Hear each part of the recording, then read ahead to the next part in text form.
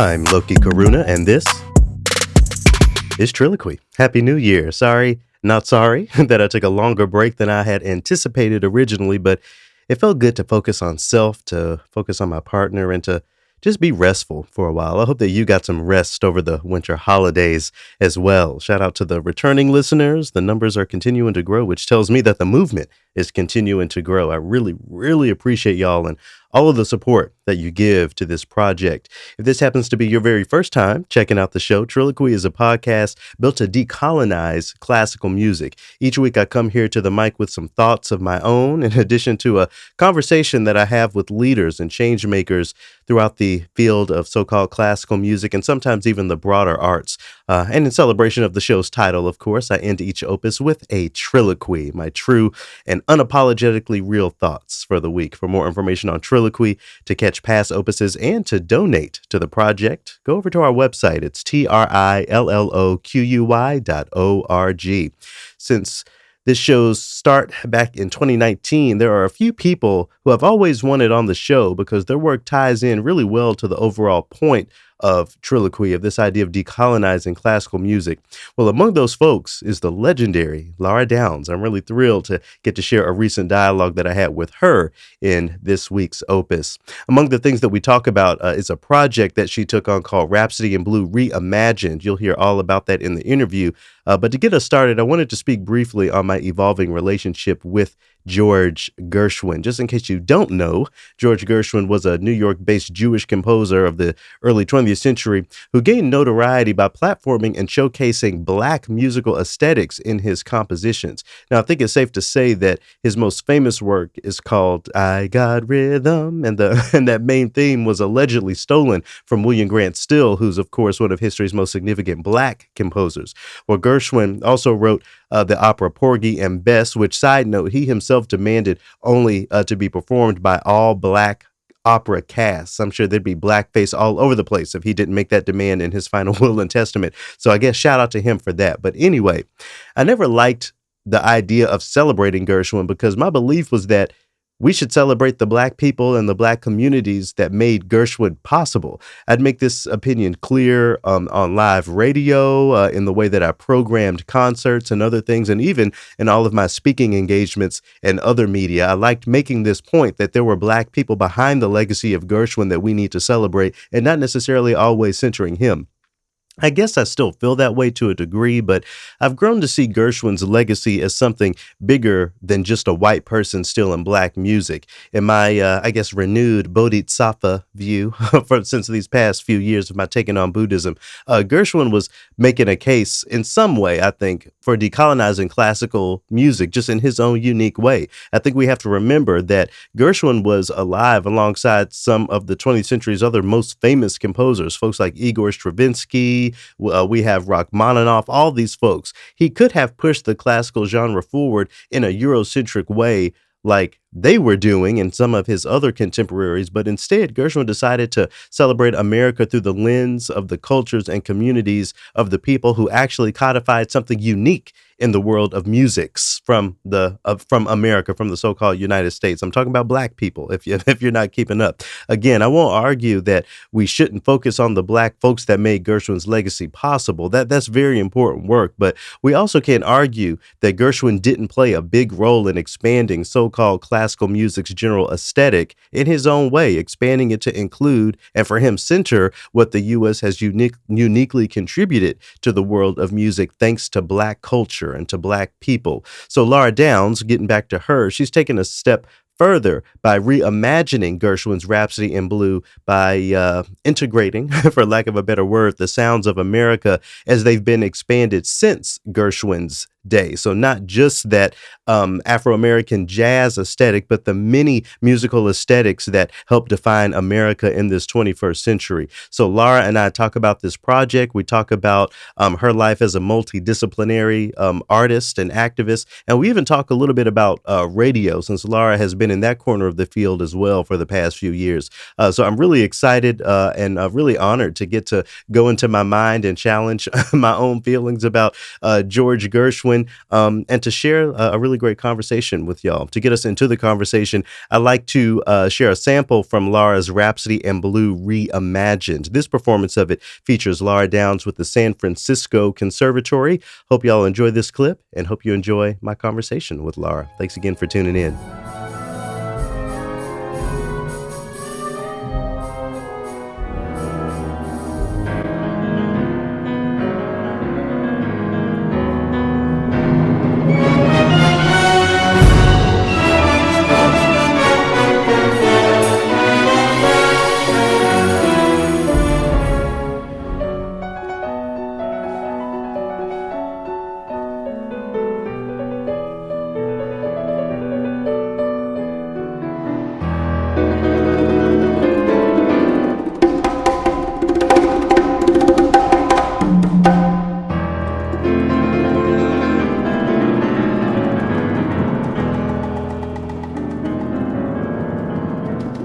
Think there was a long while there where I was interested in other things, and I had a lot of fear about whether one was allowed to do those other things. I have Mm. this really strong memory the first time that I wrote something that was published, and I thought, oh, but does this mean I'm a writer now? Because I can't be a writer if I'm a pianist.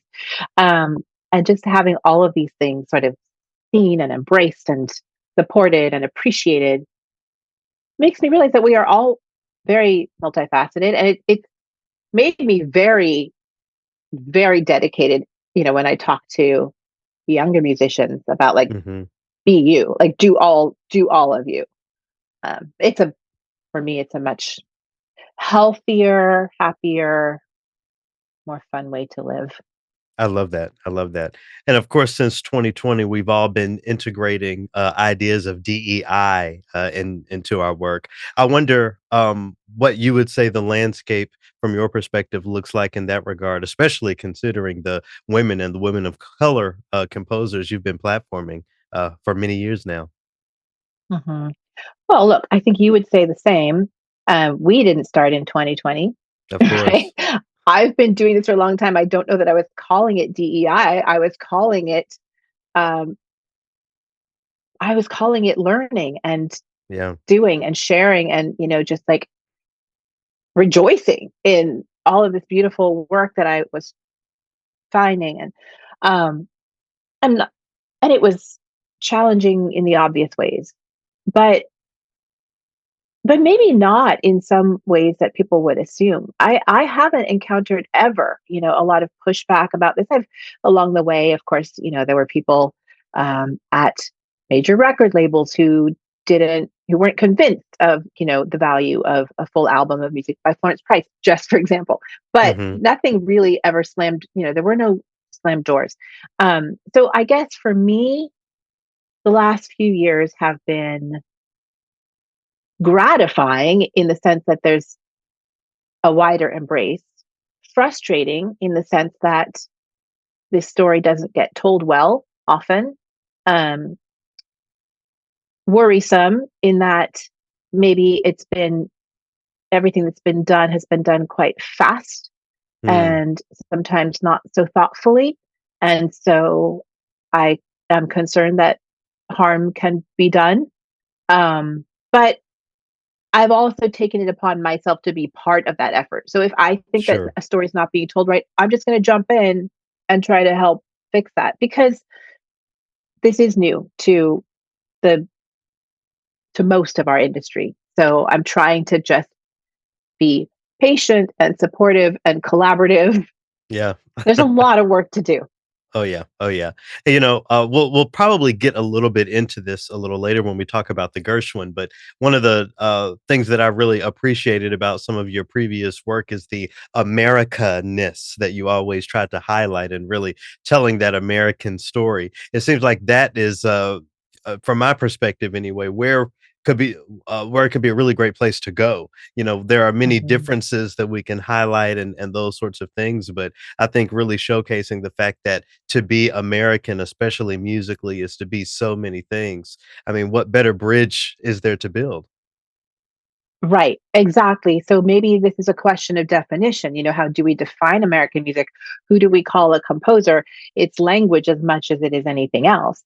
And you're right. I mean, that's always been my focus and it's always been my belief. And whoa, that belief gets stronger and stronger the more of a mess we find ourselves living in because, I find myself digging deeper and deeper into the potential of this music to tell that story and to kind of bring people into that story and into a place of understanding and possibly peace and joy and all those things.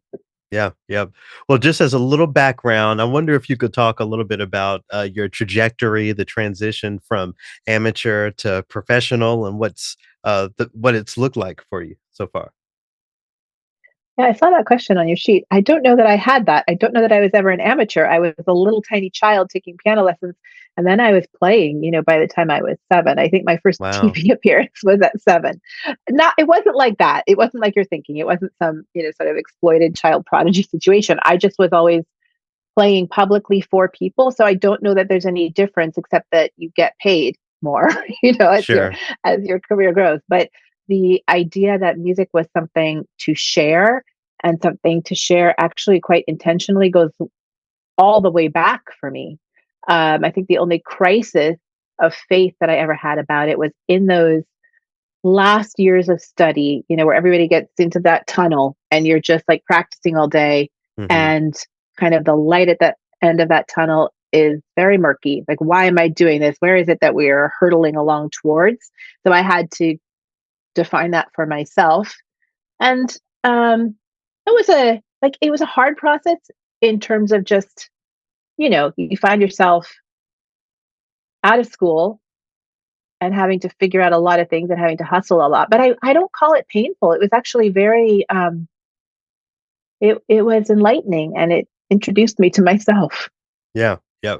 How do you stay tapped into that joy when it comes to, playing the piano, not as a job or something to, a project, but just, doing it because you love it? How do you hang on to that? Well, I think there are different elements to that. I think I connected with that part of it, that joy of just playing the piano, just being in the music. Actually, that was weirdly an opportunity during the pandemic when I Mhm. wasn't always connecting this with, communication to others. I mean, I really will say honestly that that was maybe the first time in years that I just sat with the music and let myself play whatever I wanted and just, really just be happy in it and escape into it, necessary escape, right? But as far as connecting with the joy of making music, I think for me, I don't. I mean, I don't call it playing the piano anymore. I call it, Okay. you know, something much bigger. Like I think I'm always having this bigger mission around that. And I don't mean to say that I'm saving the world. I just know that every time that I do sit down at the piano on a stage, there is a big story I want to tell with whatever I'm playing. And there's something that I want to happen in that room. And you can call it, what do you call it? You call it mm, communicating and teaching and inviting and that whole thing. There's a lot of mission behind my music making, which keeps me really energized and it's always expanding too. So there's always more that I want to do. Yeah, I love what you say about mission. A lot of the young composers that I meet and work with these days are really working hard to tie their work, their artistry to mission, to something broader. And oftentimes it's interesting, with TikTok and YouTubers making lots of money, this idea of being in the public eye as a part of that mission is something that I'm noticing more and more, certainly more than when I was in school. And we were just talking about going into orchestras and that being the end of the story.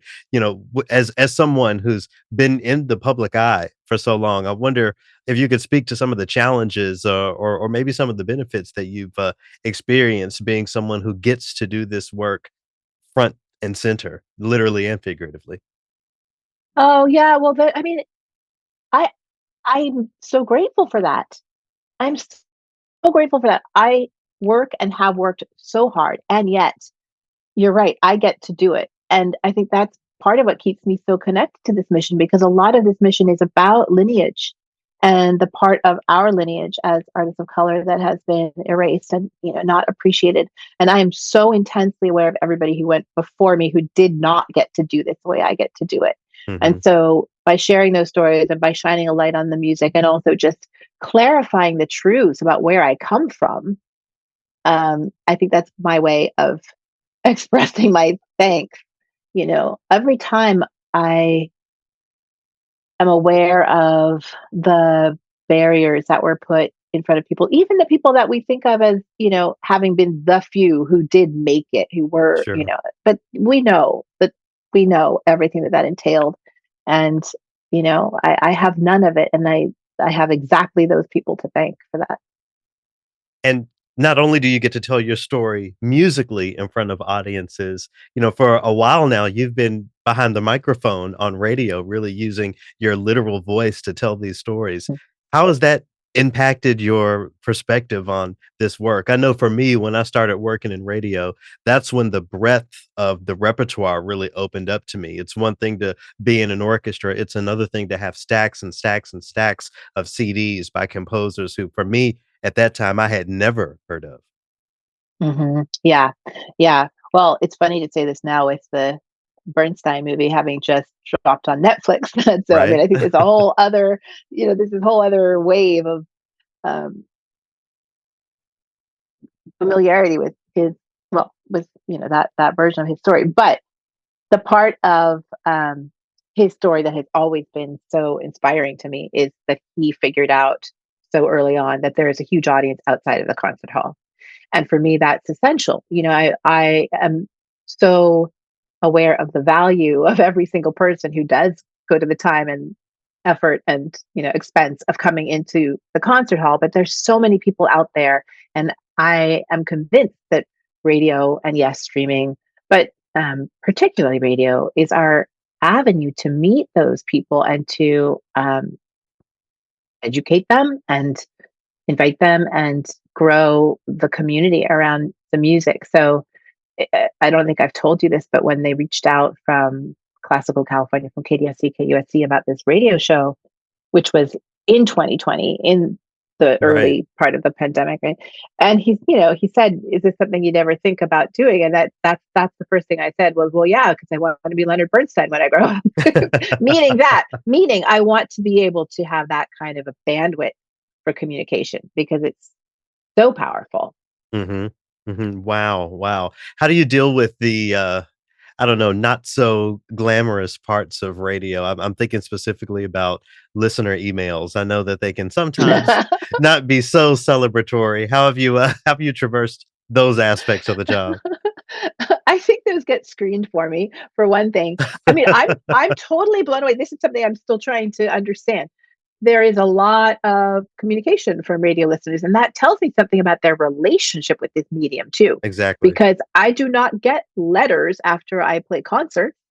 I get Mhm. letters about, the music that I'm sharing and the way that I'm sharing it. And I mean, I see a so much positive, beautiful thoughts that get shared, and I'm amazed at the. I think there's an intimacy there that people feel when they're connecting with what they're hearing on the radio. So that's very special. So I wonder if there's any crossover there when you're thinking about projects, what you wanna bring to the stage. Is what you understand about the broader classical music listening audience brought into that space, even considering the fact that many of them may never go into a concert hall? Yeah, and for a lot of years, I've been pretty intentional about connecting my on stage projects with my recorded projects. Mhm. I think that most everything that I'm playing in a room, I also want to play on.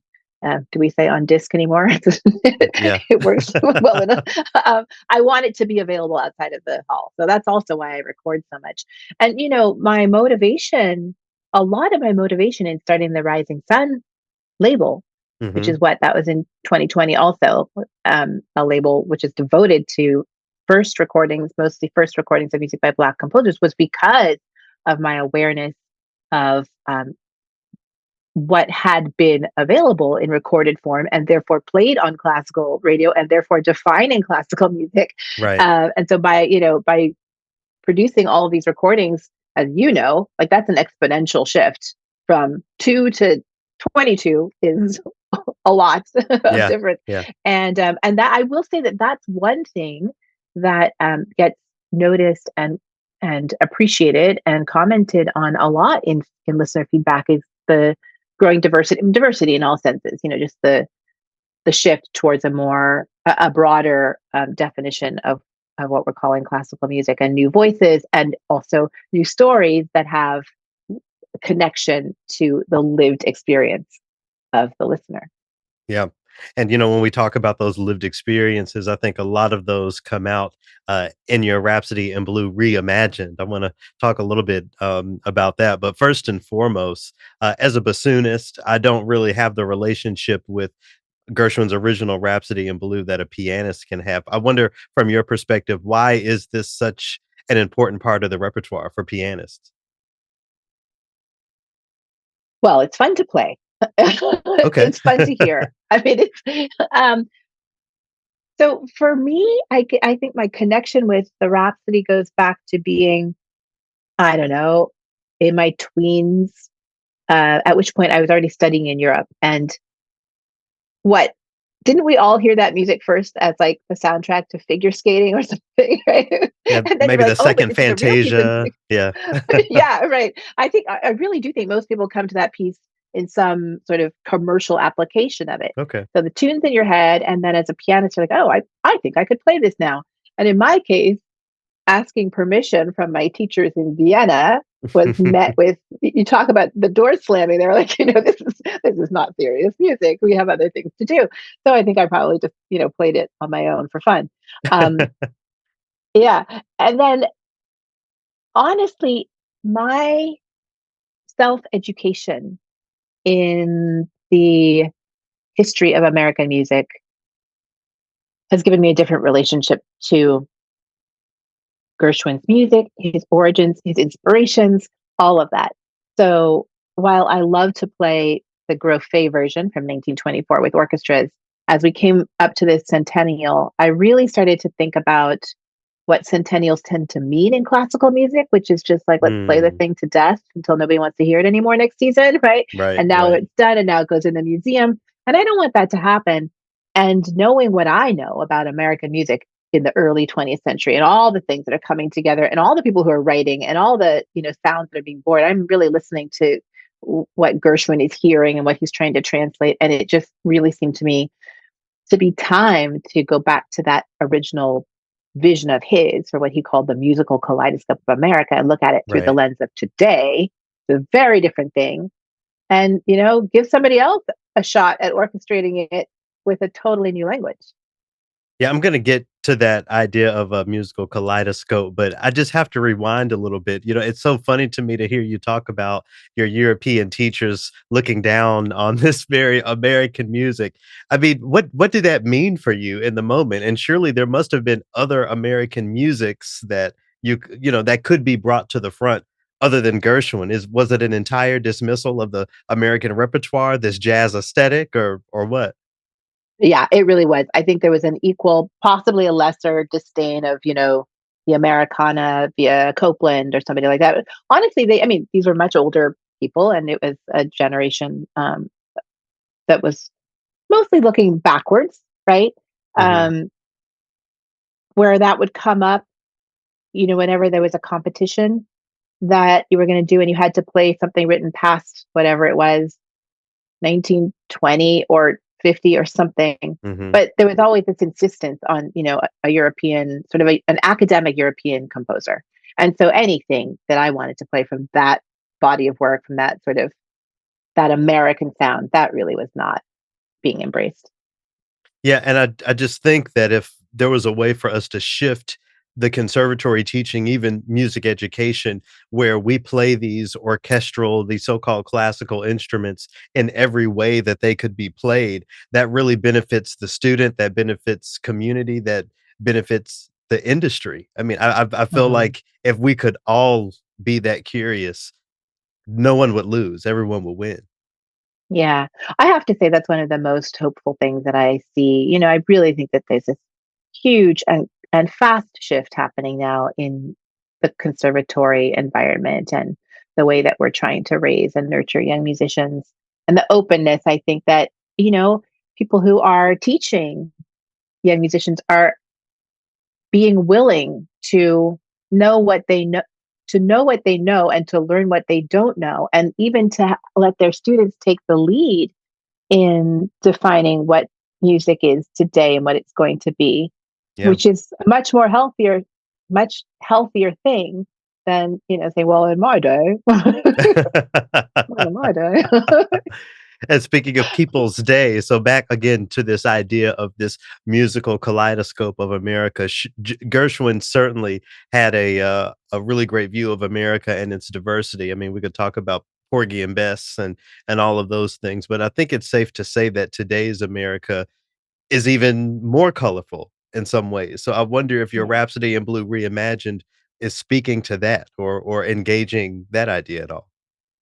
Yeah, that's really the whole point. So, I mean, I started with that understanding that, of course, 100 years later, given all the waves of immigration and migration, the sound of this country, the culture of this country, the look, and everything in this country, it's again exponentially transformed. Um, and Gershwin's kaleidoscope, I think that comes at such an interesting time, the 1920s. There's this fast movement in, like, America's really redefining itself right then. You Mhm. know, waves of immigration from Europe have been sort of stacking up, Black people coming up from the South for the first time. So he's living in this microcosm of change, and he's feeling that so intensely. And that's what he's trying to capture. This guy who grows up with the sound of the Yiddish theater and vaudeville and classical music and jazz. And jazz is new and jazz is thrilling. And so he's trying to capture that in his Rhapsody, and Latin music. There's like these, Mhm. Latin influences in the Rhapsody. But as I said, it's all new, and he's just sort of capturing it the best way that he knows how. So the original intent was, yes, to reflect all the ways in which the kaleidoscope has changed. Not all, I shouldn't say that. Try to try to Sure. capture some of the ways Yep, in which the yep. kaleidoscope has expanded. But the amazing thing was that when I started to research that time, because I really wanted to understand more about the timelines of immigration through these last 100 years. And what I learned was that in that same year, in 1924, so in February, he writes this piece and he's celebrating the kaleidoscope and the melting pot. And in May, they passed this legislation called the Johnson-Reed Act that shuts down Ellis Island. It's super fascist. It's Wow. completely, yes, it's meant to preserve, the homogeneous blood of. I mean, it's shocking. It's shocking both in its shockingness and how it reflects some of the things that we are experiencing 100 years later. Of course. So now I'm thinking about Gershwin, writing this piece and not living under a rock and seeing the turn that's happening in the country. So why is he embracing the melting pot?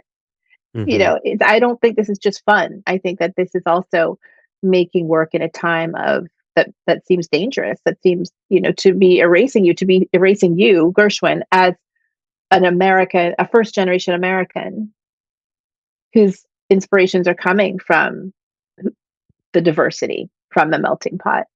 So there's a lot to unpack, but that was our inspiration, was really to try to pay tribute to that vision and expand it and kind of let it be everything that it can be. Wow, wow. So, when you decided, that this needed to be born, that this needed to be performed, I wonder if you could talk about some of the major points, like, was there any, conversation with the estate? Were there legal things to deal with? Were you involved with the selection of the various collaborators? I wonder if you'll talk a little bit about the development aspects of this. Sure, yeah, I'm happy to. So pretty much at the same time that I had this idea, I picked up the phone and I called the one person who I wanted to work with, who's this composer named Edmar Cologne, who I had met about a year prior. We had both been involved in a concert with the Boston Pops, and Edmar had done this gorgeous arrangement of Caravan by Duke Ellington, Hmm. which he had taken back to the Puerto Rican roots of that piece because it was co-written by a Puerto Rican composer. And it was just a really beautiful celebration of roots. And again, this idea of kind of taking the intent of a composer whose language was different than the inspiration, and Mhm. blending those two things. So I mean, I knew that I wanted to do this with Edmar. So I called him and we just had this epic phone conversation. Um, a few of the starting points I think had to do with really what was happening in 1924. So as I said, Mhm. Edmar is born and raised in Puerto Rico, came here. So his world is really sort of that Afro Caribbean language. The Mhm. other thing that I learned when I was doing my 1924 research, this is pretty interesting. So they shut down immigration from Asia completely, Southern and Eastern Europe completely. You could come in very freely if you were from Great Britain, because everybody in Great Britain is white, right? Mhm. Except they forgot about the British West Indies. So there's this huge there's this huge influx of people from all the islands coming in. And I had always known that in the 20s and 30s, there were all these people from the Caribbean coming in, and like, Mhm. the makeup of Harlem totally changed, but that's why. And then I happened to like look at the little that I know about my ancestry, and it turned out that my grandfather came from Harlem that year. Mm. So that presence, that taking the jazz sort of backwards, that embrace of the Afro Caribbean element, and then really all the way back to Africa, the bata drums in this score. That was really important in terms of taking all those rhythms that Gershwin notates, and they're referring to something else, Of right? It's course, of not just course. like dabba dabba dabba dabba. What is that? But what is it really? So filling in really broadly with percussion. And then the big idea is that the piece is meant to be site specific. So wherever it goes, we want it to really reflect local traditions and histories. So the first performance was in San Francisco, and we had an ensemble of traditional Chinese instruments because that Mhm. story is so important to California and the Bay Area. Um, yeah, and then as it travels around, we'll be able to include local musicians with the local musical history. Twice now this, immigration ban of 1924 has come up, and it's interesting to me because a lot of my efforts, especially in radio, have been centered around helping people understand that this music has a connection to the world, and sometimes those connections are political, sometimes those connections are socioeconomic. Uh, is that how important is that context to this piece of music? Is that something that should be a part of a pre-concert talk, for example, as this is continued to be performed? How relevant is understanding that history, and especially how that history has been repeating itself to what this piece of music is? Yeah. So, I this is something I'm always pondering. How much do we let the music speak for itself? How much do we guide listeners through the music? I think for me, both things need to coexist. I really do want this story to be crystal clear. And so, Yeah. I write really good program notes. And on the recording that's coming out, I recorded, I think it's like 7 minutes of, an essay that I wrote about this, because I think there's just so much real and immediate um, meaning that connects the now and the then. I mean, that's the one thing that it just hit me so hard when I was learning all of this, because we here in 2024, I think we all have this feeling that we're living these quote unquote unprecedented times in this country, that there's this division and there's this push back. And I look at the 1920s, which was this time of so much progress, so much forward motion, and this is what happens. Immediately Yeah. there's pushback. And I think it's healthy for us to know that. And it's Mhm. healthy for us to know that this iconic piece that we just think of as figure skating and United Airlines and, fun, Right. that it came from a time like this, and that gives us courage in our own time to embrace joy and to create beauty and to like keep pushing against the pushback. So I feel that both things. I will tell you that at the first performance in San Francisco, I didn't talk to anyone in the audience who didn't say that they had been moved to tears, which is Wow. extraordinary. And there were moments. I was looking at some photos from the dress rehearsal, and I was in tears. There was something so incredibly moving, and this is a young audience, right? It's a young orchestra, student orchestra. Um, and I do remember sitting, at the piano and kind of listening to all of this come together and watching the faces around me, black and brown kids on the stage, and the idea to take this piece and to have kind of the courage to reconsider it and let it come into our time. I don't know. There was a lot of emotion, and I think it's just because we all have our stories of migration of um, struggle, everyone, and Yeah. to acknowledge that and to weave it into something that is so familiar and so beloved. I think it's powerful. When we talk about pushback, and I mean, you mentioned, bringing this piece of music to today, I think it's important to acknowledge that there are many people who are just challenged by Gershwin, a non-black composer who, took black music and did what he did with it. I have to admit that I was long one of those people. I don't think I'm angry at Gershwin in the way I was when I was 23 years old, but but I wonder if you could, speak to that. What do you say to those folks who just kinda have a challenge with Gershwin's philosophically as, again, this non-black composer commodifying, many people would use that word, this black music?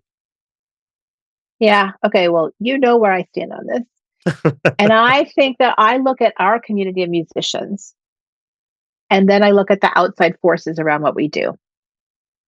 And I look at that same time period when black and white musicians were touring together, recording together, making music together. Yeah, some of them had to use the back door, but that wasn't internal, that was external. I think that what musicians do is listen to each other.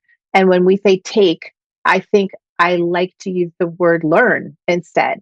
And I think also this thing of being in the moment, like being present in your time. So if you're Gershwin and you're living in 1924 in New York, you can't help but hear this music that is new. And it's new for so many reasons, right? It's also new for external reasons. It's new because it's being born in the moment. It's new Mhm. because people are coming together in that city for the first time and sharing the music that they're bringing with me. So unless you want to close your ears to that, it's going to fill your ears. And he was, I think, intentionally seeking it out. I think, he's going to shuffle along 3 years earlier. He's wanting to absorb all this.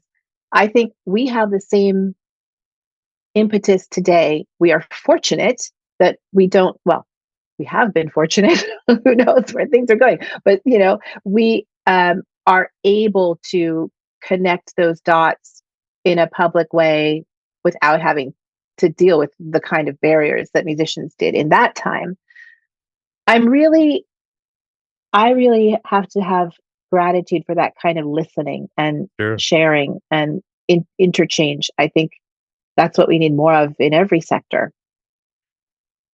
And I think it was 2021 or 2022, I actually did some work, some DEI work with the San Francisco Symphony, and one of the exercises that, I asked people to do was to think about what, is your image of a diverse space? Where do you go where you really see the diversity that, that is the Bay Area? So, of course, some people say the grocery store, maybe a sports match.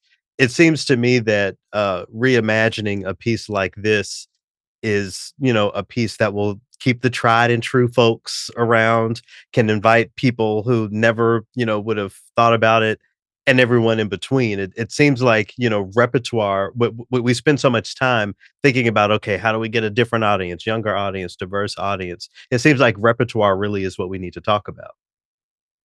I think you're right. And I think it's also how do we present the repertoire and where, and I've realized that as much as I want to celebrate this music that I have uncovered and that I love, as much as I am so thrilled to play, for example, let's go back to Florence Price to play her concerto. Yeah. I'm not doing everything that I need to do if I only play it for the subscription audience in the hall.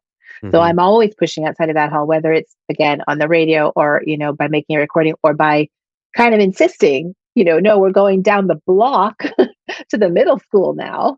I think that all of us who want to see this change, who are stewarding the music, who are believing in music, like we all have to push ourselves to our utmost. Because you asked me, how do I feel about this recent embrace of diversity in the field? Right. It doesn't happen by itself, and there are so many layers on which it needs to happen. So if we're working, overtime for a while, that's okay. Again, that's just payback for, everybody who never had the opportunity. Yeah. So how can folks check out Rhapsody in Blue Reimagined? Yeah. So the recording comes out, I think, the very first weekend of February. Oh, nice. We released an early single. It's funny when we were working on when Edmar and I were working on the arrangement.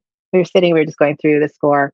Oh, and I need to answer your question about rights and the estate Oh, right. and all Yeah, of yeah. that. Oh, yeah, please. Yeah. Yeah. Yeah. No, because that's important because what we were working from was just Gershwin's original piano version, which is in public domain as of now. Mm. The Grofé orchestration is not. So we weren't working with that at all. We were really just starting again with the source.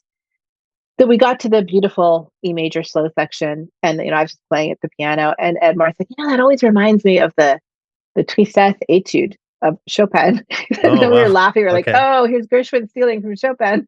And then we ended up making this kind of mashup of those two pieces. It's called Study in Blue. It's really beautiful. That's out now. That's an Apple exclusive. And yeah, and then the Gershwin comes in February in advance of the centennial, which is Lincoln's birthday, February 12th. And I think the best way for everybody to stay connected is just to follow me on my Instagram and my everything else because I'm always talking about it. You can't escape it. Good, good. Well, congratulations on a really, phenomenal, piece of work, something that I think really, covers a lot of the bases. We talk about DEI, we talk about, getting people, broadening their musical palettes, community building. It's all there. Where I wanted to close, I wanted to circle back to radio. We tend to center many conversations around performers, especially when we get into conferences and panel discussions. And I think that's great. That's a very important thing to do. But the broadcasters, we're here as well. I wonder if you could speak to your perspective on our role in this continued evolution of classical music.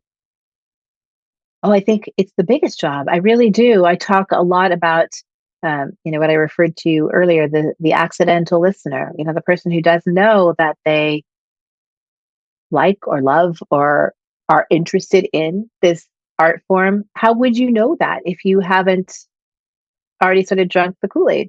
But there's so many people out there. You could be in the back of a car, or you could be passing by, an open window, or you could whatever. You have these opportunities to intersect for a moment, and then maybe that moment lasts. So those the music that we're playing on air and the voices that we're wrapping the music in, the stories that we're telling, again, I think it's an incredibly powerful force. I also think um, the more that we get directed, in everything from what you're buying on Amazon, and then Amazon tells you what you should buy, and the streaming services do the same. I think that there's this democracy and this um, wide range that we can create on the radio that just allows a lot of space for personal imagination and a really broad invitation.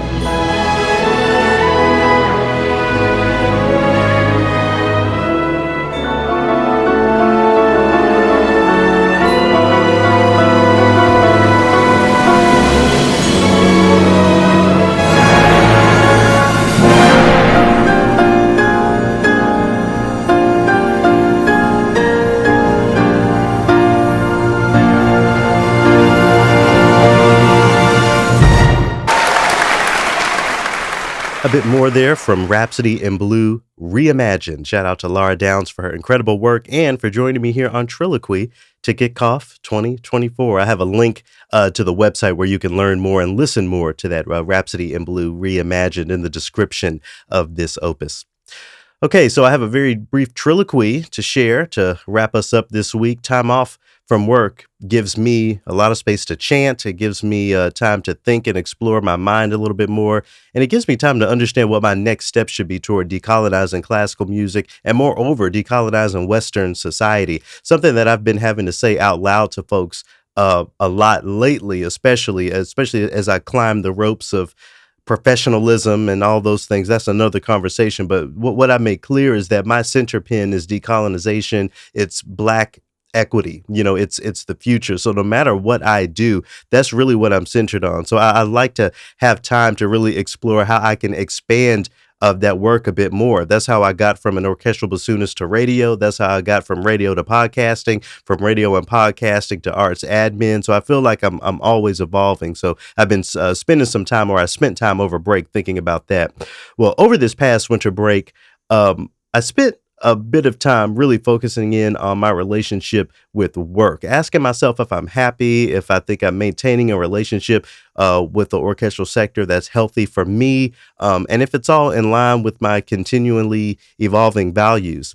I have to be perfectly honest and say that I want to draw my circle wider in 2024 beyond the specificity of some of the work that I do. I think about what the journey has looked like so far, for example, learning to sing in church and how that led to learning to play the bassoon and dedicating the first decade of my career to that, all the way to moving to New York City in 2023 to be a part of this systems of change. That word systems. Anyway, the journey has been great.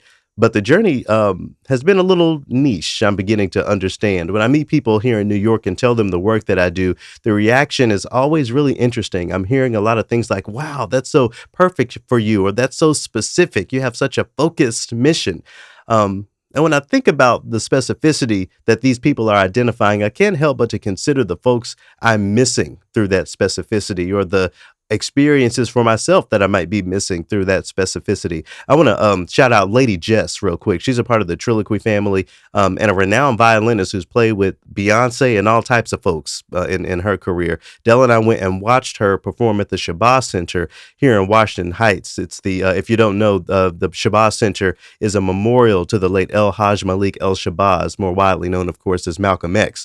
So the relevancy that Lady Jess brought into that space of people who don't know and probably don't care about classical music all that much was extremely moving. It was great for me to see her really bridge that gap. She was able to connect with those folks in a way that the vast majority of classically trained musicians out here could never, but people of color are not. They could never connect the dots between a very colonial musical tradition, at the very least one that's viewed that way, and an audience of conscious Black thinkers. That takes a very specific person, going back to that idea of specificity meeting a more broad audience and a more broad mission.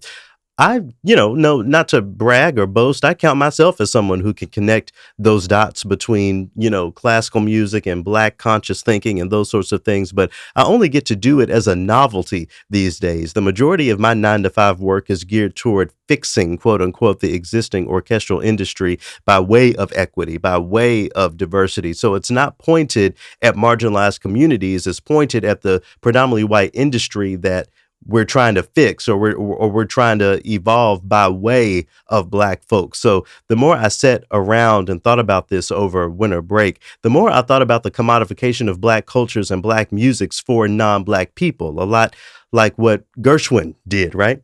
Moreover, when we're training kids, and I use that word training intentionally, we aren't opening or expanding their minds. We're training them on how to operate within colonial white supremacist cultures for their so-called success, when at the end of the day, that success is only dependent on white acceptability, certainly in the field of orchestral music and broader classical music. Now, I'm still developing the actions that I see for myself behind these thoughts and behind this way of thinking. But what I can say, and what I wanted to share with y'all here, is that I'm seeking. A key tenet of my Buddhist practice is to always have a seeking spirit. The journey doesn't end until you die. And we have an obligation, I believe, to always move forward toward building the societies that we think are best for the most people. There's always work to be done internally, which of course manifests externally. And that's what I'm doing. I'll acknowledge that my feelings are always evolving, and that my current feelings on this issue may not always be my feelings. But right now, I don't see orchestras as a part of our future. What are we really teaching our kids when we put an instrument in their hands and tell them that if they work hard enough, they too can be lucky enough to have a career that centers not just whiteness, but European cultural whiteness? What are we really doing when we build programs that give a leg up, quote unquote, to people from historically marginalized and contemporarily marginalized communities into professional spaces that don't allow them to bring their entire selves into that work? Are we not agents of the very systems that we allege to want to dismantle when we create ways for the system to be perpetuated by way of our continued participation in it? I'm seeking. I want to figure out where I really belong and how I can really answer those questions. And I want to professionally exist in a way that doesn't require me to leave my values at the door for the sake of paying my rent. There are so many things that I don't say, even here on this show. And if you're a person of color, I'm sure you have a similar experience of foregrounding financial safety over your values. I will acknowledge that I have the privilege of having a lot of ears, having each and every one of yours ears. And with that privilege comes, certain challenges.